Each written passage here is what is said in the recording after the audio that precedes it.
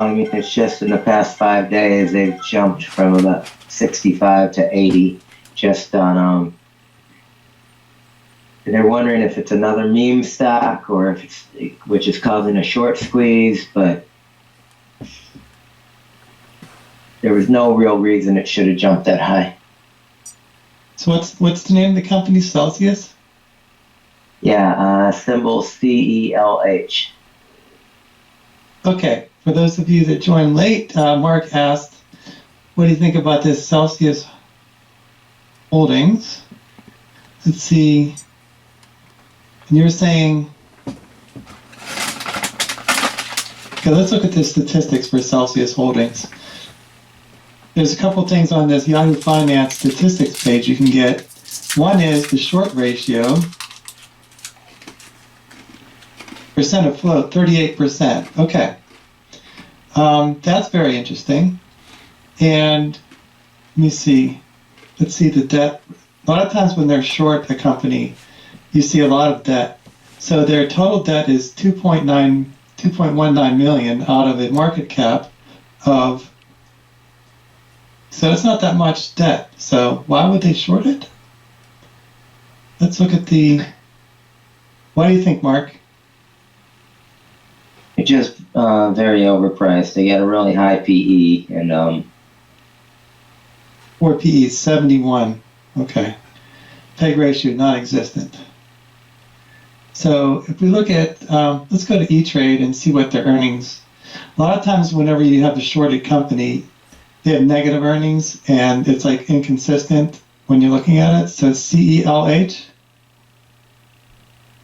Okay. We expect to see red in the earnings estimates. Let's see if that's true. 166 PE, according to E-Trade. So this is a very speculative stock. Okay, so we have a little bit of red here.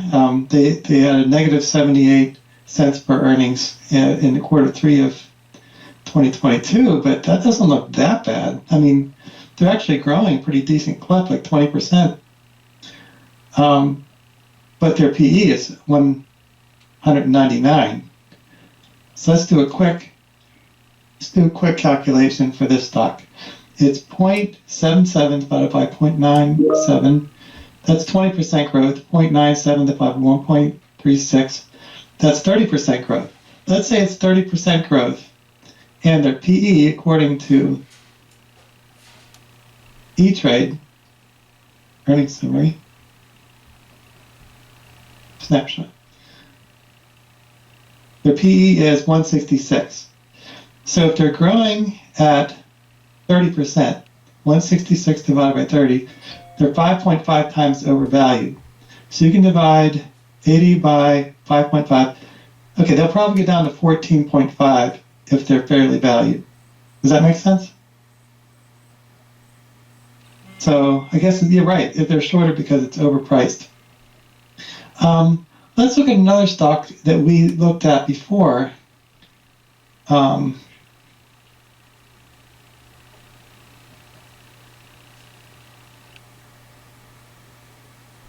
Okay. Short squeezes are that happen often. They just happened to another stock recently, B and G Foods.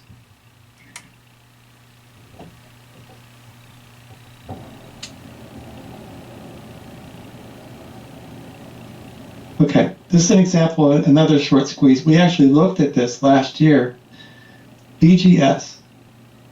This is the company that makes pickles and food products, and they have a 3.03. This also has a very high ratio of shorts. When you look at it, but recently went up 15%. I guess I can't. It's a very small stock, the one you asked about, CELH, Celsius.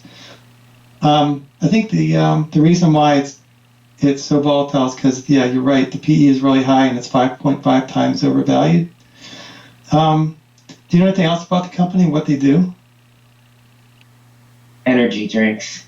Oh, energy drinks. Okay. So Monster actually, Yeah, About so I was gonna say, yeah, they do energy drinks, and I think that they've been catching on. They have like a strategy where I think they were trying to take space in this marketplace, the supermarket, from like the kombucha type stuff, kind of more of like I think it was more of like a healthy type. They're trying. I don't think they were like getting the same stuff. They were having to fight with shelf space with Monster.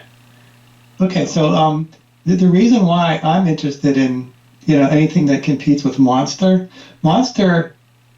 Let's see, Monster is actually one of the most successful stocks in the whole stock market for the past 20 years. So, they have I guess their business model is they sell drinks for $2 that cost them 10 cents to make. So, because you have a premium for the energy drink category. If you buy a soda like a can of Coke, it costs the same to make that, maybe a little bit more for caffeine. But if you look at the chart for Monster, you can see that it went from $1 a share to like 59 over since the year 2010.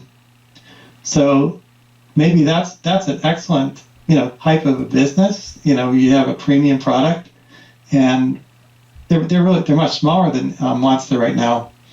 But anyway, you're actually competing against Coca-Cola and Pepsi, which also have their own energy drinks. So there's a lot of competition there. So I don't know. It's kind of dicey. Celsius. Let me see. Yeah. So that's a good analysis of Celsius. It's just overpriced. It's not losing money. It's not in debt. The only thing wrong with it's overpriced. So there's a lot of hype on it right now. But all the numbers look good. The return on equity is 23. The profit margin is 17. So that all matches something I'd be interested in. If it was $14 a share, I'd buy it.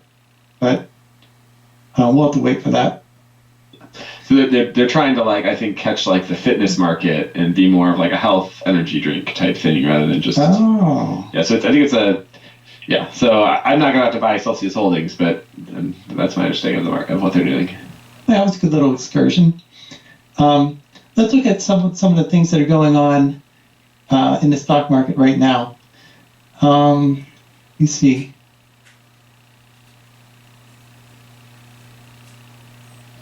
Okay, we have a stock that we were talking about a couple of weeks ago, New York Community Bank Corp.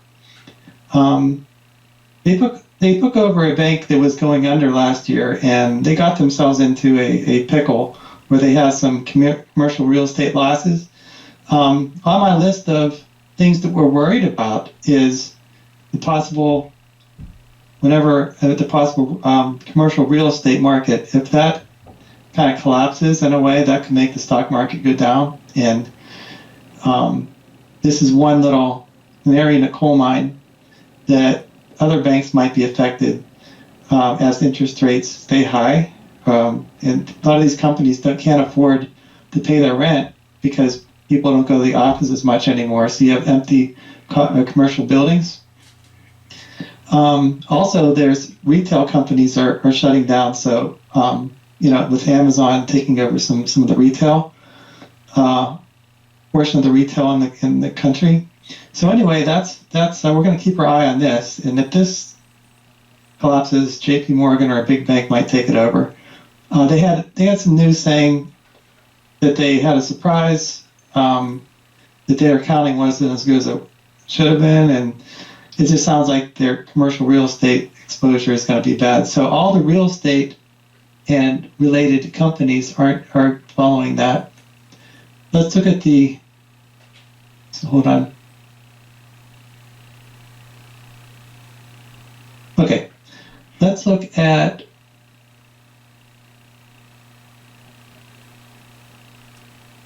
the sector ETFs. This is what I was looking for. All right, so you can see the regional banking ETF is down the most.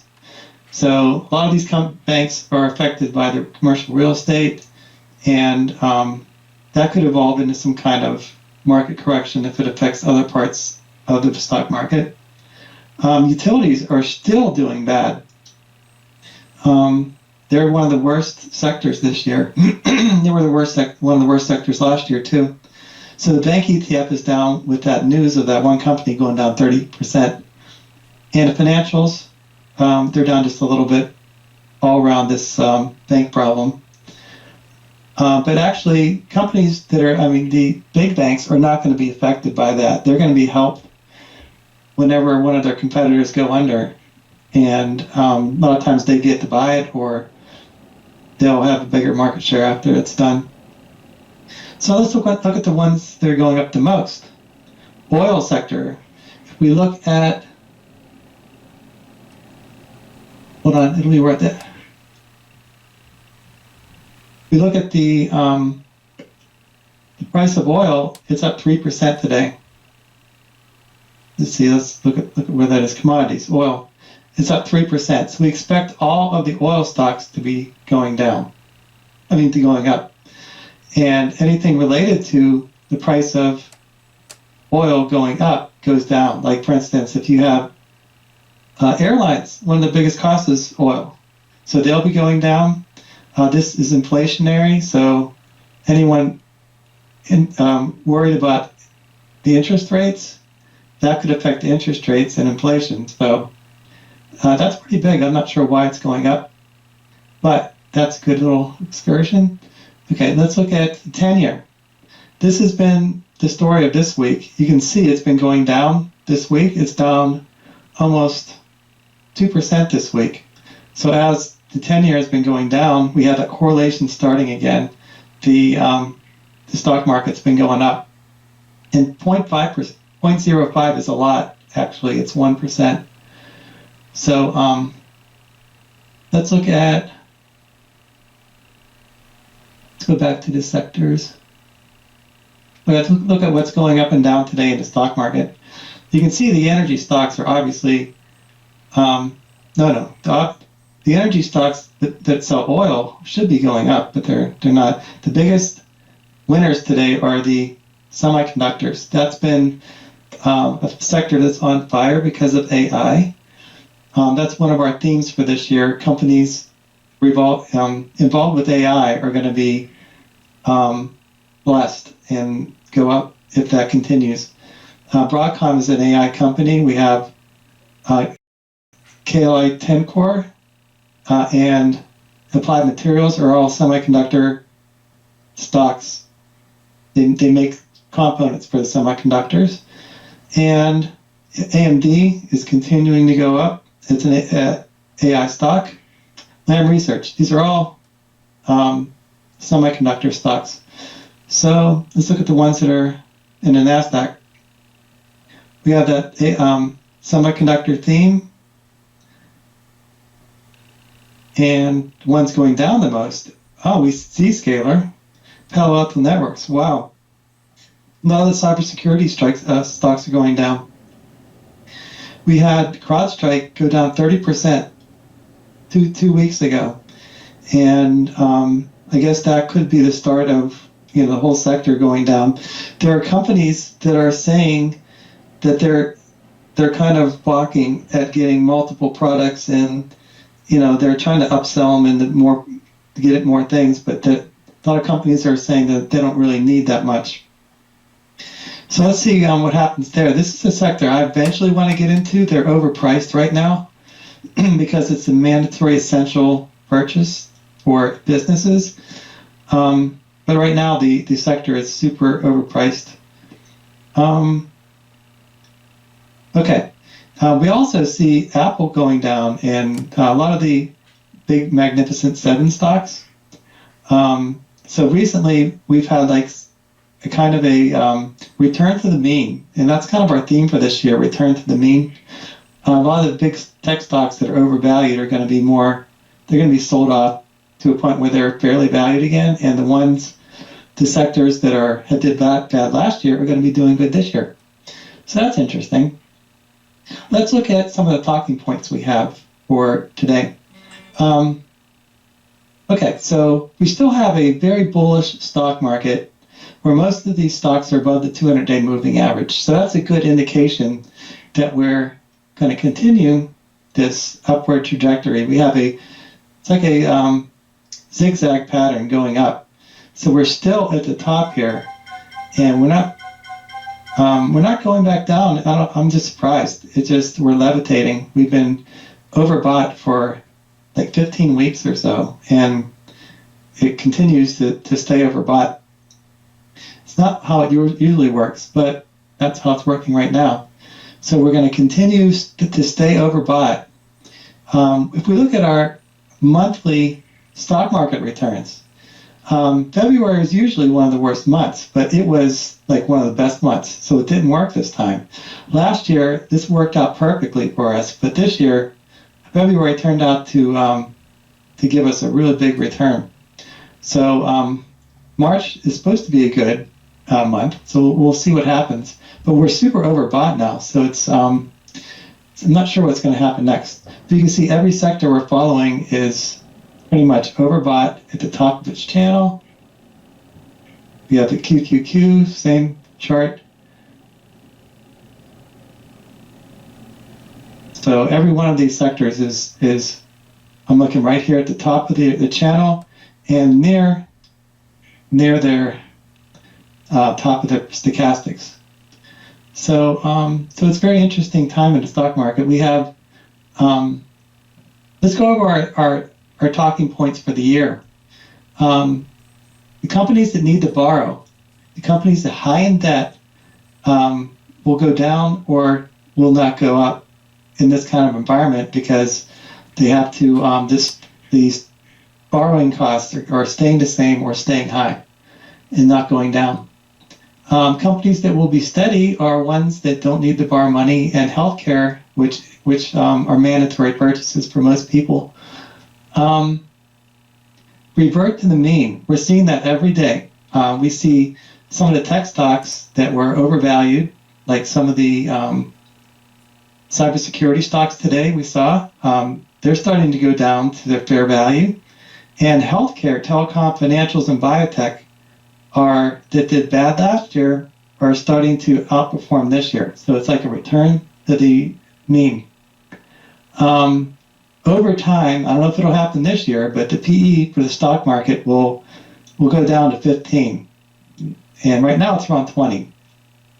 So you have to assume that there's going to be some kind of correction to return to the mean there too. So don't be afraid if that happens. The other things are, let's see what else is happening here in our notes. Okay, so the Treasury has been going down this week, so it's down 1%. So, but the theme over time is the higher the interest rates are in America, the less people are willing to pay for a stock. So you have an inverse correlation over time, but recently it hasn't been perfect. We see oil is up another 3% today, so that's an indication that the economy is getting better. That means there's higher demand for oil.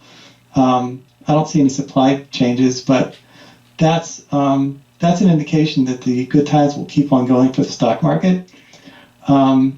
And if it gets up higher to like $100 a barrel, that means the economy is going really good, and an indication that there's not going to be a recession. And let me see, inflation is actually going down. It went down a little bit this week. We had some economic reports, so that's good. Dollar isn't changing, and so the investors are still greedy. They're still at 79. That is really powerful because if we look at the stochastics, when it's high like this, that means people are excited and they're buying. And usually that's a contrary indicator, but sometimes when everyone's buying, there's more buyers than sellers. That's what makes the stock market go up. But if you're a long-term investor, this is not the time usually to buy. It's time just to wait around. We know Warren Buffett has a huge portion of money in cash, and he says right now he can't see anything he wants to buy because it's all been picked over. So he's patiently waiting for people to have extreme fear, and he's going to start buying in a major way when people are fearful. So that's like an opposite way to look at things. And AI sentiment is more bullish this week than last week. So it's going up like 3%. So the contrary indicator. Dollar index hasn't changed since last week. And we're still super excited, and people are excited about AI right now. We do have another problem with the commercial real estate defaults. We had that bank going down 30% this week. So that could morph into a problem where if the banks are under capital or have problems, then people aren't going to be able to borrow money as easily. That could easily lead to a capitulation. So we did have that, a bank problem in 2008, and that's one of the things that we're going to keep our eyes on. But if we do end up in one of these fearful capitulations because of a bank run or something, you have to realize how that affects the companies we're following. And a lot of times it doesn't have any effect on it. So let me see. Okay, so whenever that time comes, we'll figure out what things are really worth and whether things that are selling off are a good buy or not. But all these other things, AI stock bubble is not bursting. It's actually every day getting better and better. Or the bubble is getting bigger and bigger. We have AMD, all the AI-related companies going up like gangbusters today. So, and I think Jamie Dimon, he's the CEO of JP Morgan. He says that AI is not a bubble. It is a real thing. His company is benefiting from it, and it's kind of it's one of those paradigm shifts. So we have to watch that. But it doesn't look like doesn't look like it's going to burst anytime soon. You see. Okay, we're keeping track of the worst to first. Last year, utilities did the worst, and they're still doing the worst this year. And they're down again today. You can see that some of the sectors that did bad last year, healthcare, energy, staples, they're starting to come back. But the tech sector is still leading. You can see that communication services and information technology are going up. And financials are also doing good this year. So financials, the sectors I'm watching are financials and healthcare. I think they're going to outperform because they have strong fundamentals, and a lot of the variables we watch are in their favor. So you see. Okay, so today we see in the stock market from the stocks going up and down, AI revolution is continuing this week. It may displace industries. It could be as revolutionary as the internet. And also, weight loss drugs are still in the news. Weight Watchers basically is going out of, I think they could be going out of business. They just had Oprah Winfrey leave their board this week. So that could change a lot of industries in that world. And Eli Lilly and Novo Nordisk are actually doing good today and this week. So we have to watch those two things. And you see, we already looked at those. Let's look at Dan Now's. His picks are turning out to be super awesome. Amazon up 16%, Meta up 38%, XBI it went up another 5% this week. So the idea where healthcare has been underperforming for 3 years, and it's due for an outperformance. That is one of the best ideas he had this year. The KWEB, the China real estate, or the China tech stocks ETF isn't doing so great.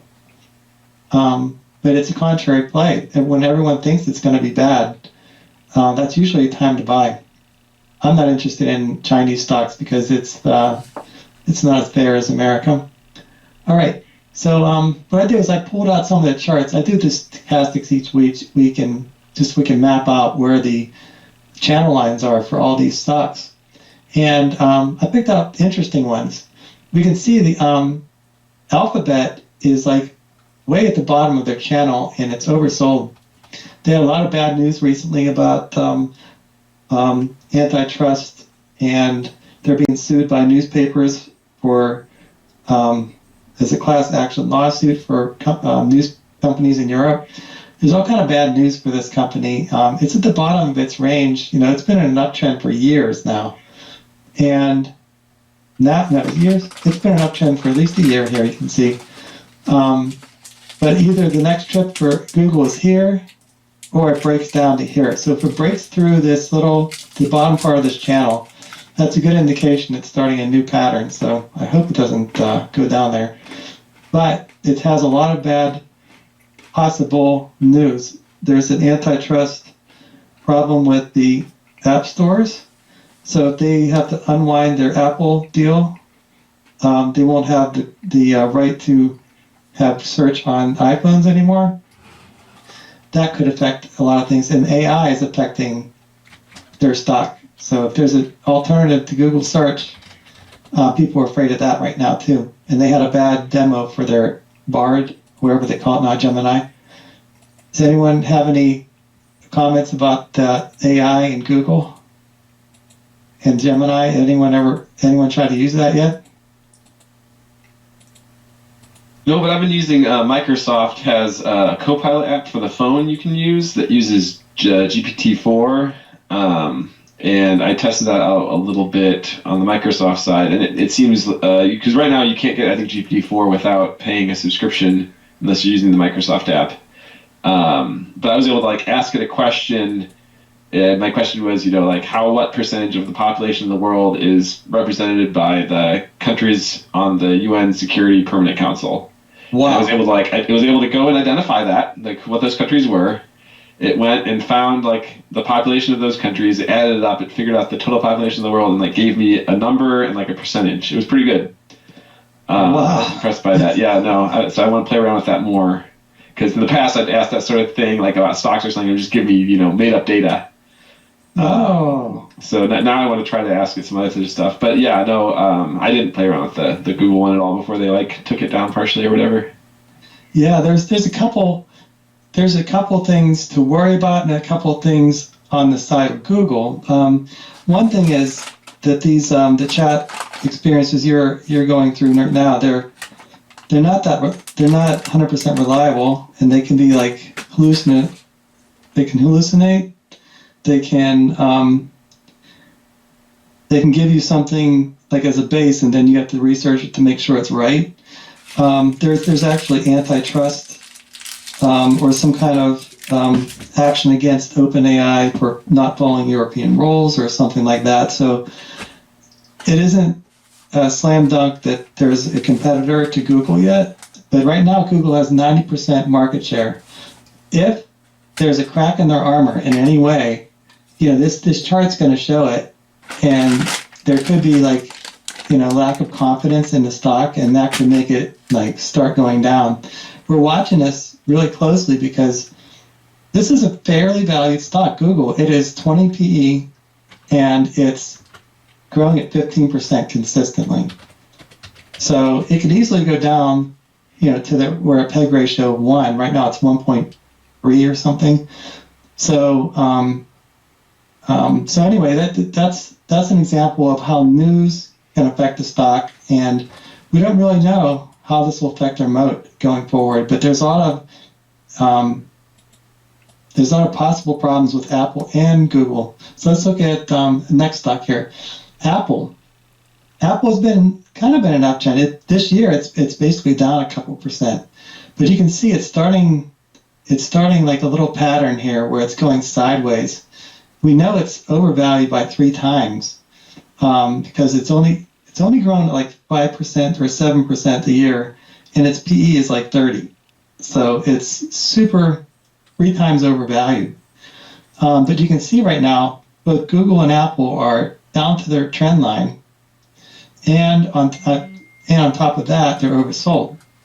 So this is not the time to sell Apple, But if it breaks through here, you have to expect the stock to go down lower. Otherwise, we follow this zigzag pattern up.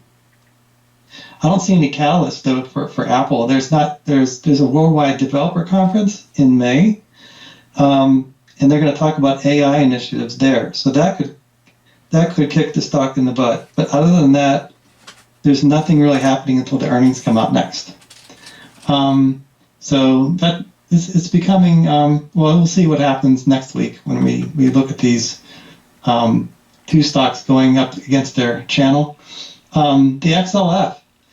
This is an example of a sector we were talking about at the beginning of the year. It could be a new outperformer for a sector because there's a lot of things in the bank's favor. The interest rates are coming down. You have the problems with the real estate crisis, like the bank going down 30% today.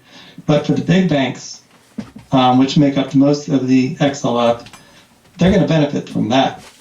The commercial, so we'll see if this sector continues to improve. And you can see the healthcare has a very similar chart. It's starting to break out. And a lot of the stocks that are healthcare oriented, like biotechs, they're going to follow this chart up, I think. So let me see. You can see a couple of the stocks we're following. AbbVie is broken out of their sideways pattern they've been in for 2 years. And you can see other stocks like Amgen doing that. And you can see JP Morgan is actually breaking out of this channel also. So, and the utilities like telecom, they're starting to go up. You can see that they have a new channel here, going an up channel. I did a screen just for fun. I do this like once every month or so. Let's look at the screen. And what I did was I put these the screen into a spreadsheet. Then I sorted the best of every one of these categories that I care about. And the green is the best. The green is the best 10%.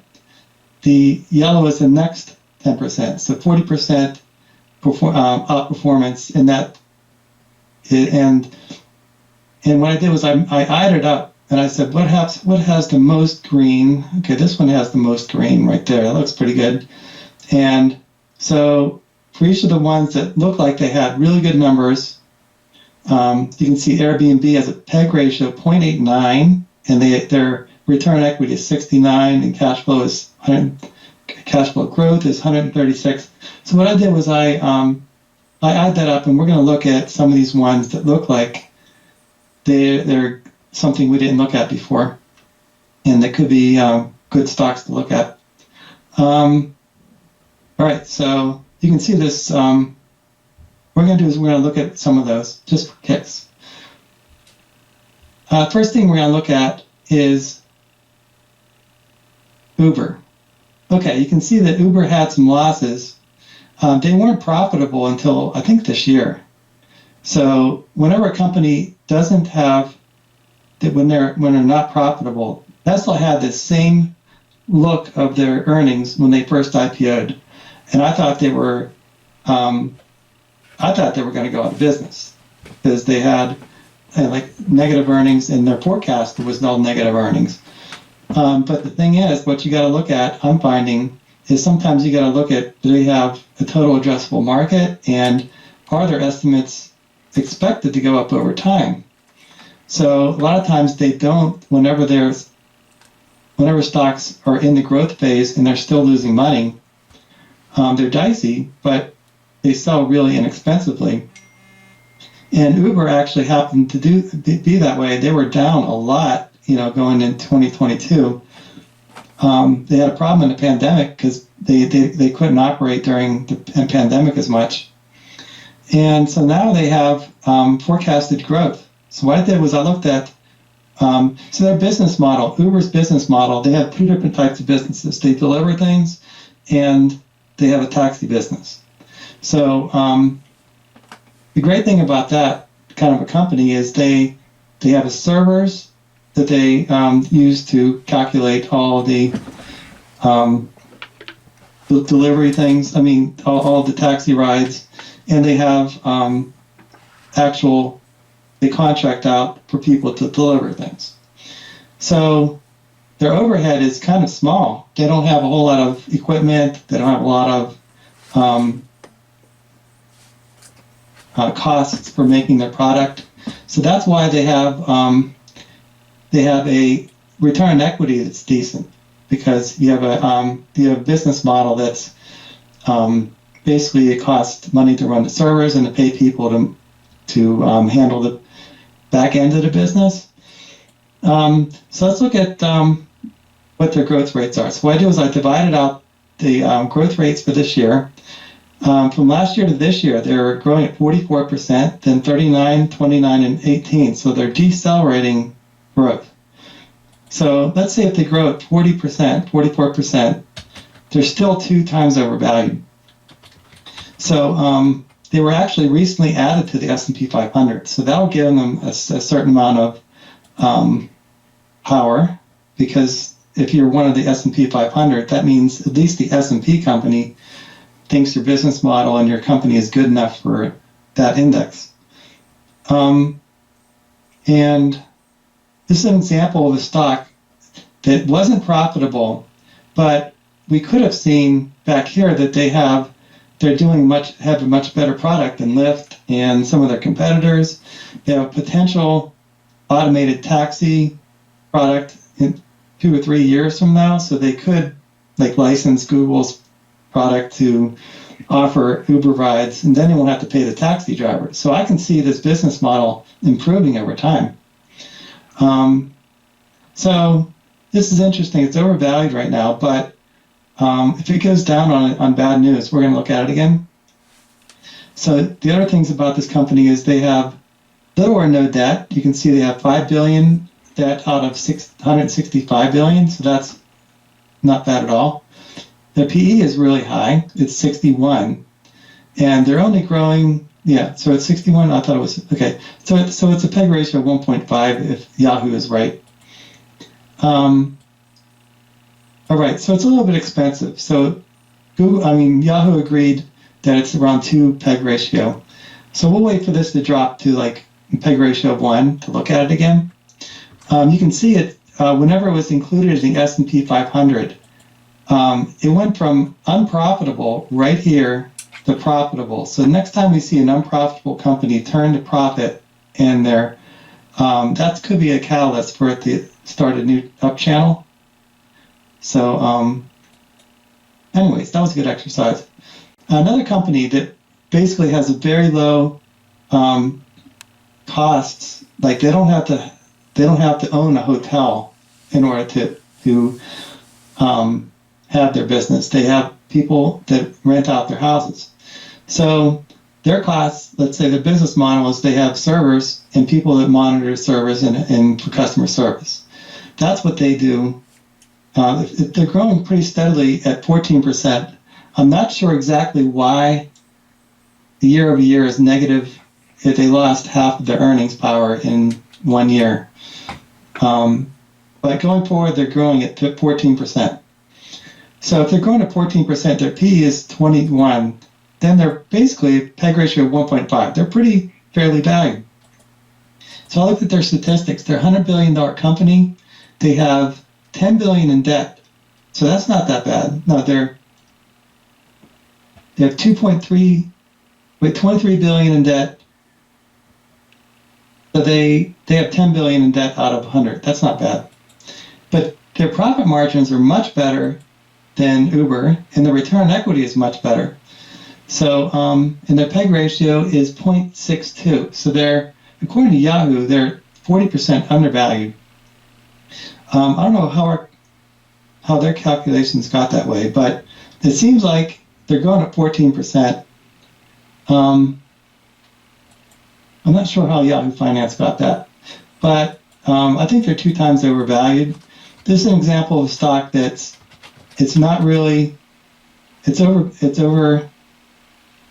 it's 2 times overvalued. Whenever it sells off, we'll see if it's PEG ratio of 1 again. They're overpriced and they're overbought right now. So let's look at LNG.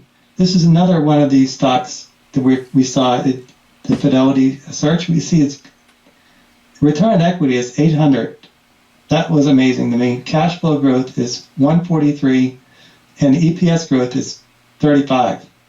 And Fidelity says their PEG ratio is lower than 1.09.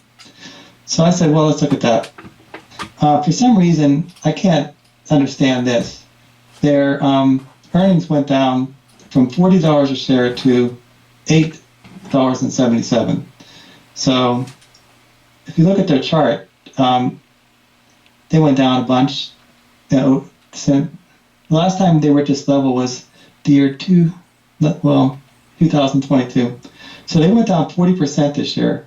And what I did was I mapped that out to the price of natural gas. This is the UNG. So they're like a 1-to-1 correlation to the price of natural gas.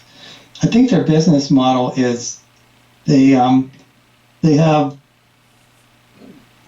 plants that convert natural gas to liquid natural gas, ship it overseas. And that's their business model. And because the price of natural gas is down, I think their business is down. I'm thinking their company is more like it should be more like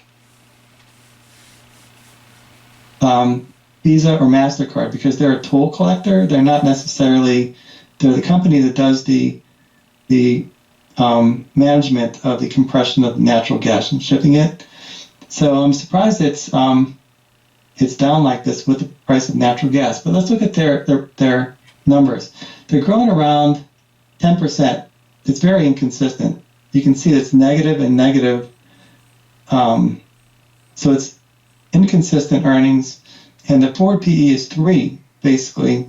They're growing at 10%, so that's why Yahoo Finance, so it's 3 times undervalued according to all that. So this is a industry I've never really looked at before. They're liquefied natural gas exports. So if you look at some of the catalysts for this, you have one problem with this company is they have a total debt of $26 billion. Their market cap is $36 billion. So some of this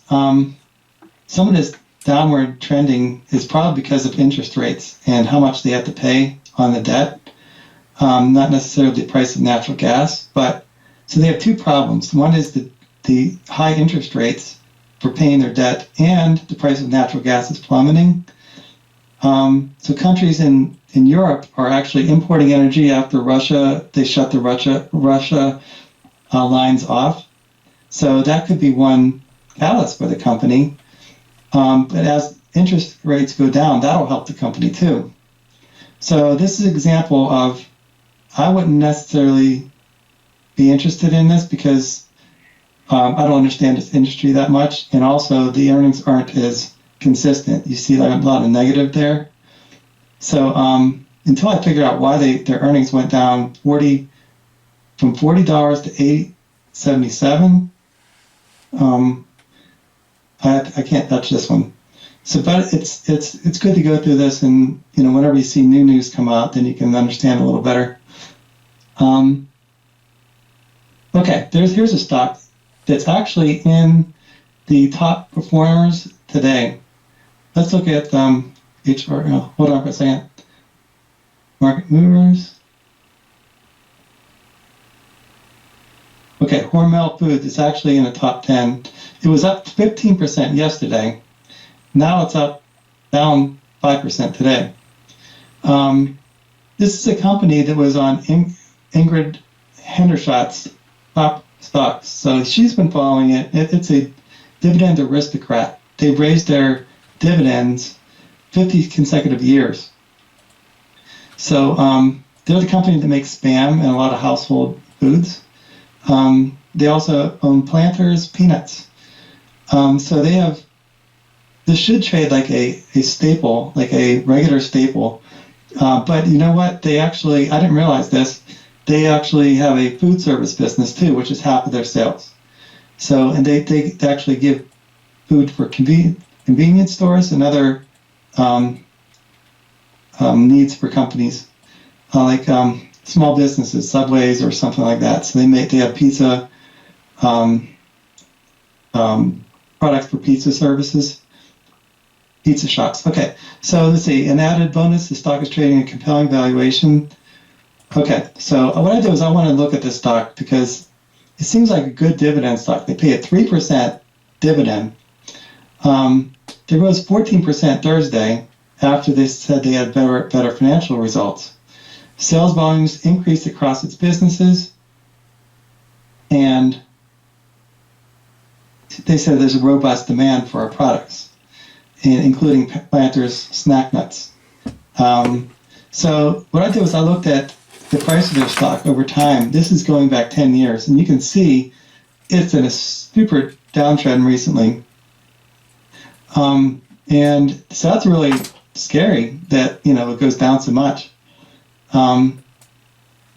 You see their forward PE is 24. That is pretty high. It's only growing at 8%. So the PEG ratio is 3. So it's 3 times overvalued.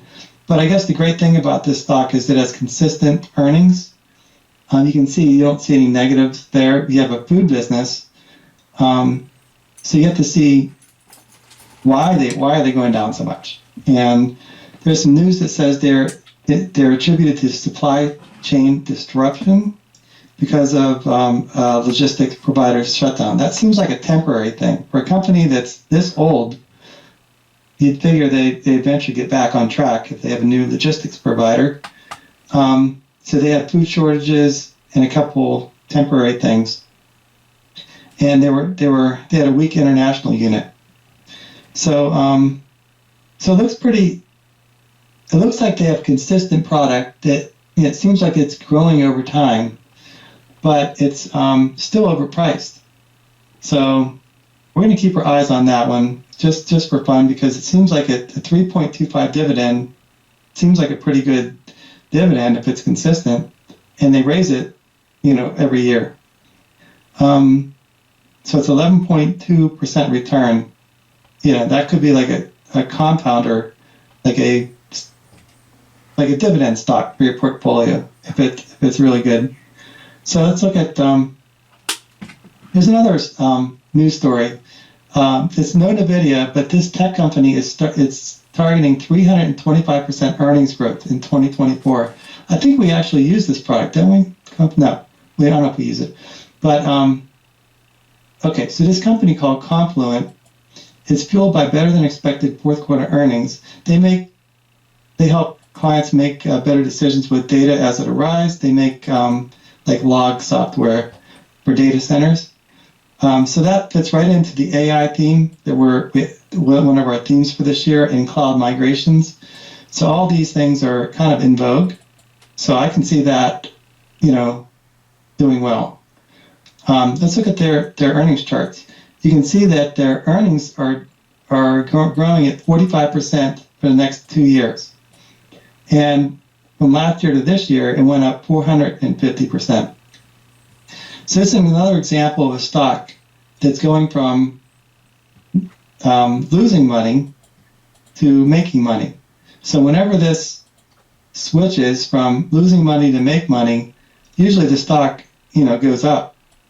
And you can see that it just basically, the stock price hasn't gone up as much as Uber did whenever it started to be profitable.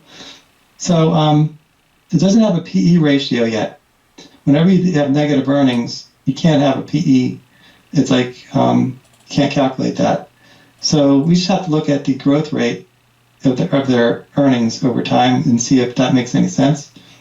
So the profit margin, return on equity are 50, and their PEG ratio can't calculate it, but its forward PE, according to Yahoo Finance, is 188. So it's really expensive. It's like 3 times over expensive if this PE is correct. So they don't have a problem with their debt levels. So but right now the stock is, you can see it's in a downtrend. It's just breaking out right now because this is probably because they were losing money until this quarter, and you can see it's starting to go up a little bit. So we'll watch that and see if that watch that stock over time to see if it actually, the numbers fill in, because I'm not going to buy stock without a peg ratio or without a lot of these numbers. We have negative numbers here for these now, so that's really dicey. So we'll watch it, see if the numbers come in. Anyways, let's look at some of the other things going on.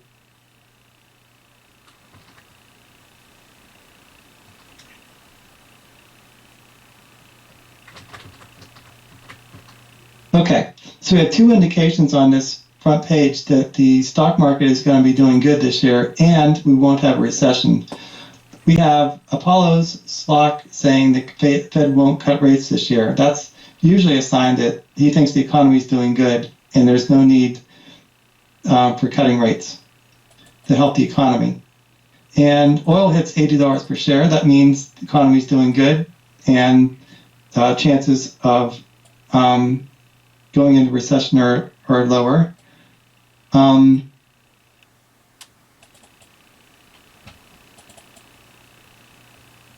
See. Okay, Fisker. There's a lot of companies. Fisker is not a profitable company right now. They're like a company that makes electric vehicles, and it's really challenging going up against Tesla. Let's look at that company, Fisker, just to see. I would expect there to be negative earnings for that company.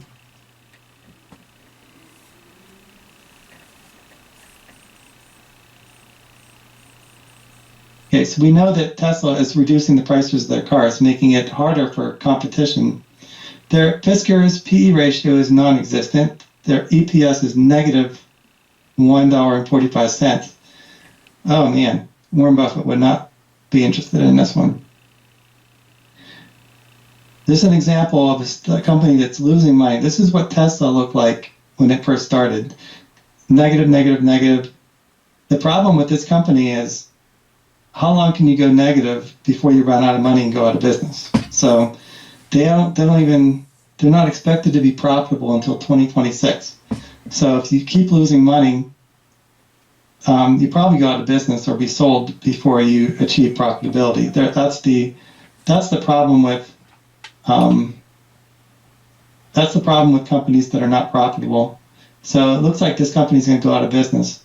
So that's one less competitor for Tesla. Let's look at the other news. It says Fisker crashes after ongoing concern warning. Okay, yeah, so they're down 40%. It looks like they're going to go out of business.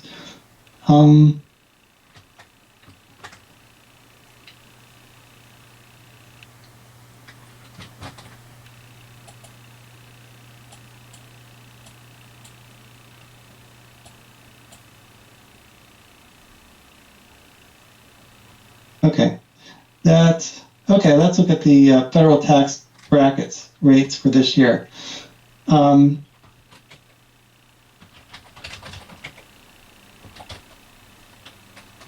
whole article on this, and then it'll give you the tax brackets. Come on, what is this? Here it is. Okay, I see now. Okay, so the reason why you have to watch this is whenever you make money in the stock market, you have to figure out what your salary plus the amount that you make in the stock market are, and you try to see if it fits in any of these brackets. And if so, you have to make sure that if you made some money and you're over, like for instance, 191,000 and you're single, and let's say you add up how much you make in the stock market and how much you make at your job, and it's over 191, if you could sell some losers and get the total gains to be less than 191, that would help you go into a different tax bracket. That's how you can use an article like this. Also, you can also put money into an IRA, a self-run IRA, and that will give you up to $8,000 off of the total amount that you take off for your taxes. So, for instance, if you have a total of $200,000 in gains for your job, salary, and your stock market gains for this year, you can put like 8,000 or 9,000 into your IRA, and that will give you a total amount that you made in 190, and that'll put you into this tax bracket. So I think that's all I have to say for today. Thank you very much for attending, and I hope you have a really good weekend.